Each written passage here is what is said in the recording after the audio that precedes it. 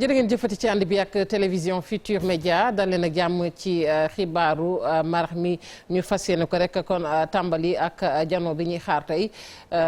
ba bokk sax wax ci kàddu yi war a tukkee ci président Macky Sall ndax jano bi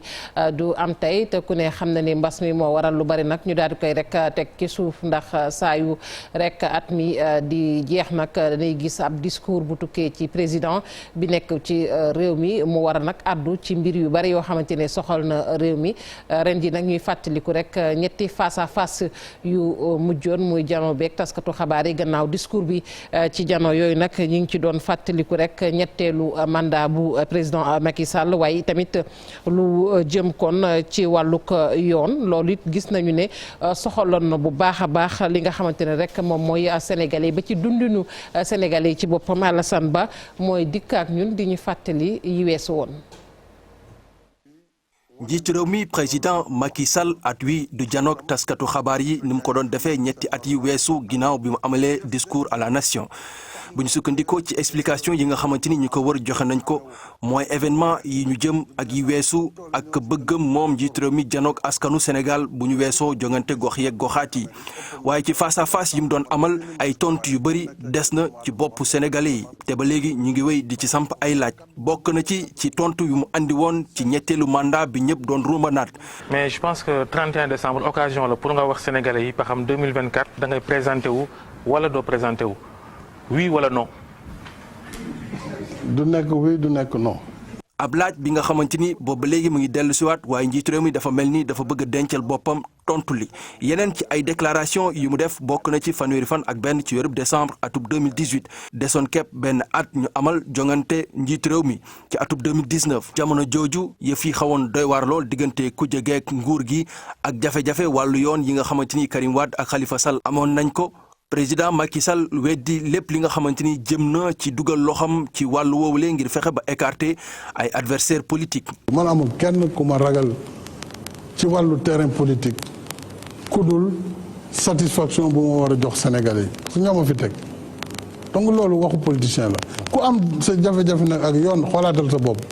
ci lu jëm ci wàllum organiser jongante yooyu le sax ñu bëri sàkku woon mu tànn ab personnalité boo xamante ni bokkul ci parti politique am te uute lool ak ki nga xamante ni mooy jëwriñ ji yoroon wàllum biir réew mi di Aly Ngouille Ndiaye waaye moom président Macky Sall dafa lànk ne du ko def. du ma ko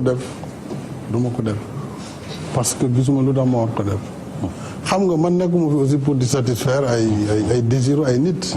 mu di ay tontu yu bëri yi nga xamante ni defoon na ko te mu des ci boppu sénégalais yi bokk na ci itam wàllum exploitation suñu ressources naturelles yi wàllum terre bi itam nga xamante ni yàggul dara ñaar fukki fan ak juróom-ñaar ci weeru décembre gi ñu nekk lañ ko inauguré lu jëm ci wàllum dàq wala démission Thierno Alassane Sall ci gouvernement am yooyu yëpp nekkoon na ay tontu yi nga xamante ni jotoon na ko tontu lu jëm itam ci wàllum bourse sociale yi waxoon na ci nee na programme bi nga xamante ni programme bu ko gën a neex la ndax solidarité li ko soxal la.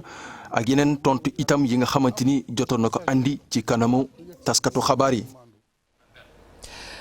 nguurug Sénégal nag ASECNA jébbal na ko benn aéronef xeetuk roplaan la ñu gën ko nag jagleel sax armée bu Sénégal ñu ne nag roplaan boobee ñu mandargale ATR 42 daanaka booy xool rek nekkoon na loo xamante ne dool indiloon na njariñ lool fukk ak juróom-ñetti réew yu ASECNA tey nag Sénégal lañu ko jagleel tey bi ñuy nag jot boobee aéronef jëruñ ci dénk wàllu ko tourisme ak ki ñu gàll armée ña nga fa woon Fatou Bintou Konté Jafara Ba. lii de dafa mel ni sax ab cadeau la bu nouvel an bu ASECNA jox li nga xam ne moom moo di Sénégal maanaam baaxee leen benn aéronef ATR 42 buy ñëw nag yokk ci li nga xam ne moom la ñu jotoon am ci wàllum flotte aérienne. Le transfert de cet avion à l'État du Sénégal est également avion bi daal di koy jagleel état bu Sénégal. ce qu'il y a de plus normal te fi mu ne nii et de plus approprié. Le comité de direction de l'ASECNA n'a pas hésité un seul instant gis njëriñu pour dire que le Sénégal état du Sénégal ndax état du Sénégal mérité na ko leneen lii tamit mooy qui pourra rendre d'éminents services à l'État sénégalais comme il a rendu d'éminents services à la communauté ASECNA pendant plus de 33 ans. transfert avion boobee nag nga xam ne ASECNA moom moo ko jox Sénégal dafa ñëwaat rek gën a renforcer coopération aéronautique bi nekk ci diggante institution bile ak nguur gi. lii nga xam ne mooy acte de solidarité maanaam ASECNA jël ab roppalaan jox ko waa Sénégal te Sénégal fayu ci dërëm dafa nekk loo xam ne kat njiitu réew mi président Macky Sall def ko rafetlu moo waral mu yebal ma maag ministre des forces armées pour que ñu jël ko jox ko suñu armée nationale ndax ku nekk xam ne suñu jàmbaar yi wax dëgg yàlla guddeeg bëccëg ñu ngi aar kaaraange réew mi. aéronef bi nag dañ ko fas yéene jox armée sénégalaise ña koy yor mu di waa armée de l'air te nag dana fas yéene servir li nga xam ne moom moo di transport troupe yi nga xam ne ñoom ñoo nekk ci l'armée gi lii nañ ko utiliser au sein de l'armée sénégalaise pour transporter troupes yi dafa bokk donc ci li nga xam ne day dugg ci vision globale bi président de la République Macky Sall chef suprême des armées décidé te bokk tamit ci opérationnalisation bi nga xam ne le chef d'état-major général des armées le général Cheikh Wade définir ko ci au niveau du terrain. mu def 48 places moom aéronef boobee nag servir na lu mat 33 ans ci dëkk yi nga xam ne moom mooy état membre de l'ASECNA te ñu toll ci fukk ak juróom-ñett. Fatou Bintou Konté ñu koy jaajëfal bu baax a baax ñi dugal ci biir réew mi nag ak ñi nga xamante ni ñoom ñooy yóbbu mu dem bitim réew di exportateur stockeur yooyu nag ña ngay weddi tuuma yu ñu ne tukkee na ci syndicat bi ëmb ñi nga xamante ni ñoom ñooy yëngu ci lépp lu soxal wàllu dawlin fii ci Sénégal ndax loolee ñu leen waxal ñu ne gerte gi nag kon kilo bi ñu ngi koy jëndee lu yées juróom fukki dërëm nee nañ loolee amul li ñuy xaar ci Sonacos kay mooy na leen fay seenu ko bor ndax gerte gi nga xamante ni déchargé nañ ko maanaam wàcce ko ba nëgëni furaas fukki fan ak juróom-ñaar ci weeru décembre ba tey joxuñu leen dërëm te booy xoolit la ñu leen yoral moom Sonacos koppar yooyu mu leen yoral toll na ci juróomi milliards ñu teewlu Cheikh Tall moo wax ci seen tour ci micro Pape Mbaye Diaw. syndicat wu corps gras bu huiliers yi ñoom dañu am tuuma bu ñu teg opérateurs yi. ñu ne am na ci ay opérateurs yoo xam ne ñu ngi jëndee gerte lu yées prix plancher ñu xamal leen ne loolu benn opérateur boo xam ne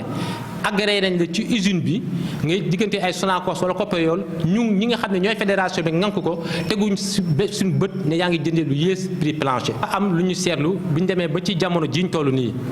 moo di ne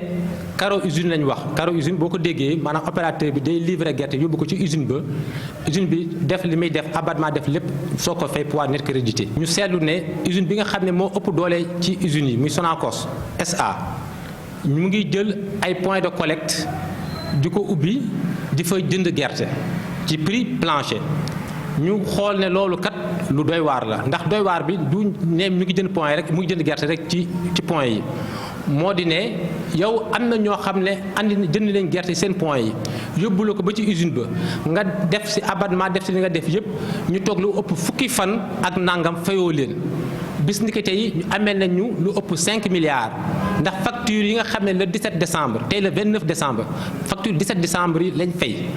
ku la livré gerte nga toog fukki fan ak nangam fayoo ko ngay dem di jënd gerte ci yeneen point de collecte yi loolu ñu ngi koy ñaawlu beneen bi moo di ne abattement jooytu nañ ko Dakar jooytu nañ ko Kaolack jooytu nañ ko fu nekk.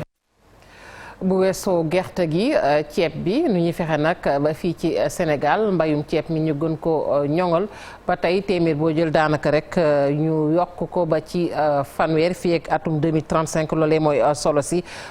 projet bi nga xamante ne nag moom la ñu tëral ngir yokkuteeg ceebub mbay mi fii ci Sénégal projet boobee la ñu bëgg a gën a jëmmal ña ko sekkit loolee la ñu bëgg ñu ne nag ngir loolu yëpp antu tamit faaw rek ñu xool beneen mbir lu ci mel ni suuf si nga xamante ni léeg-léeg dafay faral di saf xorom te loolee dafay gàllankoor wàllu mbay mi loolu it war nañ cee taxaw boobeeb jafe-jafe Pape Mbaye Diaw Faly Gueye ci leeral. exportation ceeb bi doon loo xamante ni nag dafa cher lool ci état wu Sénégal loolu nag daal di indi njàq rek ci producteurs yi ba tax benn projet de développement de chaîne de valeur u ceeb bi ñu daal di koy créer projet boobu nag bëgg-bëgg bi rek mooy fexe ba yokk 30% ci mbéyum ceeb bi. ñun si zone bi ñu nekk nii muy zone centre bi dinañ jéem a fexe ba nga xamante ni mbéyum ceeb donte naam commencé woon na fi am sax mais gën koo jàppale gën koo dooleel ba mu gën a law te loolu buñ ko waxee nañu xool nan la ñu mën a accompagner acteurs yi nga xam ne ñoom ñoo koy def moo xam ndaw ñi la moo xam jigéen ñi la moo xam commerçant yi la moo xam aussi secteur privé bi ñun ñëpp beddi wuñu kenn ñëpp la ñuy boole pour que ñu mën a am chaîne de valeur boo xam ne chaîne de valeur bu taxaw la. ngir nag objectif boobu ñu daal di koy matal rek il faut que rek ndox mi nga xamante ni dafa am xorom ak suuf si ñu daal di koy lijjanti. parce que am na si ay jafe-jafe yoo xam ni noté nañ ko si région bi bu ñu xoolee xorom si mi ngi avancé bu baax di nangu suuf yi boo xoolee tamit nawet bi parfois day gàtt parfois taw yi aussi day néew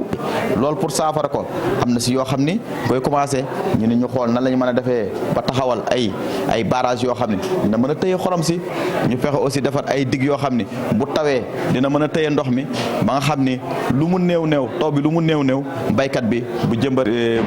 bu jiwee ceebam dina mën a dem ba góob ko. projet de développement wu chaîne de valeur u ceeb bi nag bokk na ci tamit daal di créer 20 000 emplois te lu ci ëpp doon ay jigéen ak ay ndaw fii ak 2035. ñu yegg ba diwaanu Matam ci hôpital régional ba nag jafe-jafe ya ma nga fa lu ca mel ni rek kon plateau technique ba di jumtukaay yooyu nga xamante ne daanaka dafa ami gàllankoor naka noonu it spécialiste yi dafa mel ni nag ña ngay fabu ca hôpital boobee di able wàllu koppar ña ngi koy jooy xëy na nag projet bi nga xamante ne tey mbébét nañ ko fa bu sottee nag yooyee jafe-jafe dana leen wan gannaaw kilifa yi l'hôpital ba ñoo ca taxaw Ali Bandel ñaa élage li fexe ba hôpital régional bu Matam mu nekk pôle mère enfant maanaam bi yore wàllu wér-gu-yaramu xale yi ak seen yaay projet boobule kat mu ngay dox bu baax a baax gannaaw bi ñu leen yabale ab ñaareelu gynécologue ak yeneen médecin spécialiste yi fi liggéey bërëbu fajukaay bi lee kat mu ngay soppi xar kanam bu baax a baax. problème contrainte yi fi amoon yi les faiblesses il fallait aller dans le sens de transformer faiblesse yooyu ñu transformer ko atout. ci loolu lañ nekkoon def benn feuille de route ñu partagé ko conseil d'administration ñu validé ko accompagner ñu yàlla def na ne actuellement état bi affecté nañu deuxième gynécologue pour mu accompagner gynécologue bu fi nekkoon loolu mooy lan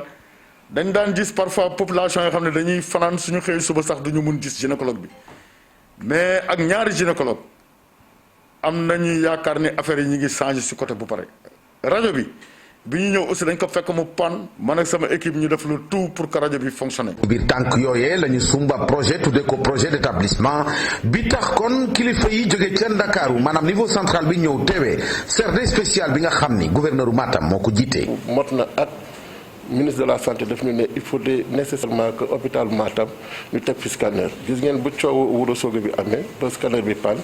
jël nañ scanner indi waaye damay fàttali ne Sénégal defarul scanner. scanner ay yeneen dëkk ñoo koy defar léegi nag ñu mel ni Kolda Matam ak yeneen hôpitaux yoo nga xam ne amuñu ko fu mu nekk nii taxaw nañ tam pour jox leen ay scanner jéem am na 2 wala 3 yu nar a ñëw banaliseurs yi tamit am na yu ñëw ba ci équipement réanimation yi pour wax leen rek ne fu mu nekk nii du gaaw waaye incha allahul si ay fan yu néew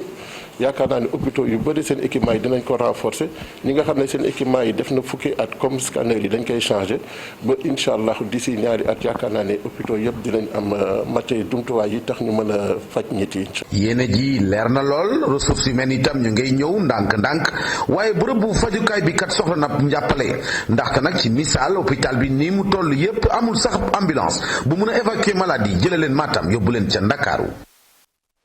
gannaaw Matam Ziguinchor nguurug Sénégal nag jaarale ko ci CDEPS boobu nga xamante ni ab bànqaas la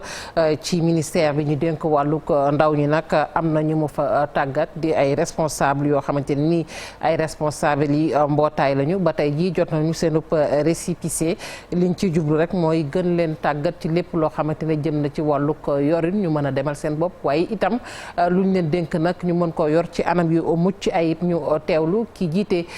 kërug CDEPS googee ci diwaanu Ziguinchor ci micro Boubacar Diassi ak Lamine Mandiang. dañu tase woon ci CDEPS bi ci ñetti fan wi di tàggat ñi nga xam ne ñoo jiite kuréelu ndaw ñi fii ci Ziguinchor tàggat bi nag lu ko waral ak ci lan la porté woon dafa porté woon ci li tubaab naan gouvernance associative maanaam dañ leen di tàggat pour ñu xam kuréel yooyu ñu yor naka lañ ko war a yoree naka lañ ko war a yoree ci wàllu administration doxalin bi naka lañ ko yoree ci koppar yi nga xam ne moom ñoom lañ leen dénk waaye également li nga xam ne ñoom la ñu war a def pour participer ci développement wu askanu Ziguinchor ñu mën a xam naka la ñuy yan activité lañ ciy def waaye it naka la ñuy fexe ba ñoom mën a am koppar yi nga xam ne activité yooyu ñuy tànn te di ko def ci plan d'action yi nag fan lañ koy utee ci ñan lañ koy utee ak buñ koy ut nan la ñuy def donc loolu moo li nga xam ne moo ñu dajale woon fii ci ñetti fan wi ñu tàggat nag lu tolloog 10 ak juróomi responsable d'organisation ñaanoon nañu ñu tàggat lu ci ëpp mais comme programme bi day soog a tàmbali mu ngi soog a door dañoo démarrer par 10 ak juróom ñu am fi nag association yoo xam ne ñu tànn ne yaakaar nañu ne ñoom ñoo gën a dynamique ci Ziguinchor ñu dajale leen fi association nag bu fi teew ku ci nekk li ñu naan am nga récépissé maanaam am nga reconnaissance juridique parce que loolu bokkoon na ci critères yi nga xam ne mooy critères yi njëkk yi il faut que organisation bi ñu mën ko reconnaître juridiquement. ñu wax ci wàllu caada ñaar fukkeelu édition bu FESPOP bu Louga amal nañu ko naam ci mbas mi la ñu ne waaye nag teewul kon xew-xew boobu def nañu ko mu nekk lu am solo gouverneur bu diwaan bu Louga teewewu na ko tey soññ rek kon askanuk Louga naam sax ña ngay amal boobu xew-xew nañu gën a sàmmonteek ak geste barrière yi ngir mën a mucc ci mbas mi Thierno Fall la ñuy fekk ji ca diwaanu Louga. ñaar fukkeelu édition festival international de folklore et de percussion door nañ ko fii ci diwaanu Louga ginnaaw atum yàlla mu nga xamee ne rek dañ ko ajoon ndax mbas mi. 2020 defuñu dara 2021 ñu dooraat biñ dooraat te sant yàlla biñ ko fekkee maam Thierno am na ñu bari ñu ko fekkewul gën a sant yàlla itam ci biñ nee nan defaat woote waat ñi wuy sunu mais danaa wax ni biñ deful daaw ak yooyu lan doog di xam ndeke festival bi ndeke moo mënu ko ndeke waa Louga nu ko gën a bëgg. gouverneur bu Louga jiite si woon cérémonie d'ouverture bi rafetlu bu baax dellu si waatuk festival bi. xam nga bu ne ñaar fukki at moom ku ne xam ne loolu mooy l'âge de la maturité l'âge de la raison ku def li liggéey benn ñaar ba ñaar fukki at ci wàllu festival bi mel nii xamal ne kooku liggéey mat am na endurance te aussi vraiment dafa relever benn défi boo xam ne dafa jafe tey ci wàllu gestion wala wàllu organisation muy le défi de l'endurance et de la durabilité et de la résilience. ci geneen wàll bu yaamar di sàkku ci askan wi ñu bàyyi xel bu baax xeex bi ñeel mbas mi nga xamee ni ba léegi jóge gu fii. il faut ñu xeex mbas bi mais nag aussi tamit réew mi aussi il faut mu dox il faut que nit ñi liggéey ñii liggéey tamit ci wàllu culture tamit ñu bàyyi ñu liggéey léegi nag li ñu def mooy dañu war a allier ñaar yi waaw di xeex mbas bi tamit di liggéey loolu dafa am solo léegi pour mën a liggéey tamit il faut ñuy xeex mbas mi moo tax léegi booy xool tey vraiment suñu liggéey yëpp dañ ko axé sur un peu l'approche communautaire te loolu aussi vraiment ñu ci félicité baax a baax aussi le président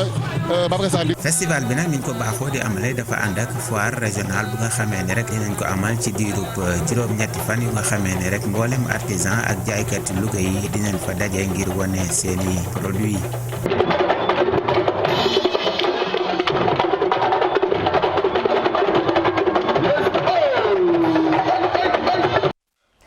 ñu koy jaajëfal bu baax a baax Thierno Fall mbokk yi nit sant nañu leen gërëm leen bàyyi leen ngeen wéy ak télévision Futurs Médias ñu leen di ñaanal jàmm te di ko sàkku ci yéen.